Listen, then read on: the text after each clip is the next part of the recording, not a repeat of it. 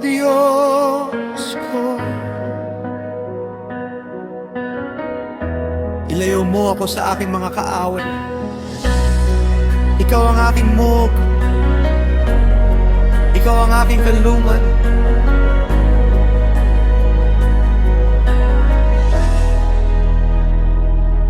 May mga taong nagbabantay sa aking bahay.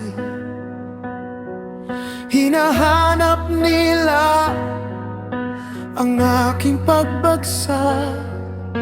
Wala akong ginawang masama sa kanila, ngunit hinahabol nila ang aking buhay. Kaya bumangon ka, O Panginoon. Tingnan mo ang aking kalagayan. Huwag mo akong iwan sa aking takot. Ikaw ang aking tagapagtanggol. Kapag ang panganib ay lumalapit, hindi ako tatakbo sa tao.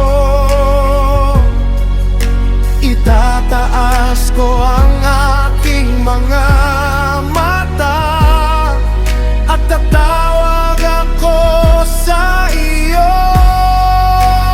Ang aking bubog, ikaw ang aking kanlungan.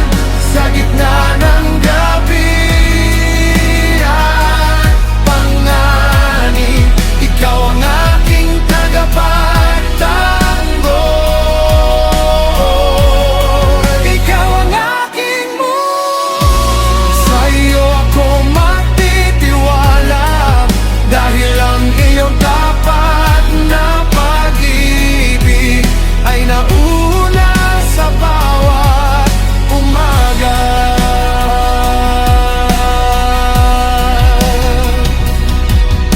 Hindi ko kailangang gumanti, dahil alam mong lahat, O Diyos. Nakikita mo ang kanilang ginagawa, at ikaw ang makatarungang hukom. Kapag tila malakas ang kaaway, mas malakas ang Diyos na kasama ko. Kapag tila wala ng daan, ikaw ang gumagawa ng daan. Ikaw ang aking mug, ikaw ang aking kanlungan. Sa gitna ng gabi at panganib, ikaw ang aking tagapagtanggol.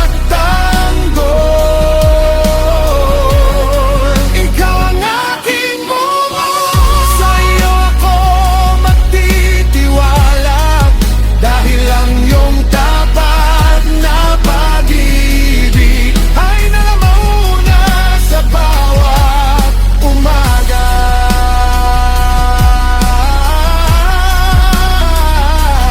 Sa gabi maaring may luha, ngunit pag sikat ng araw, aawit ako.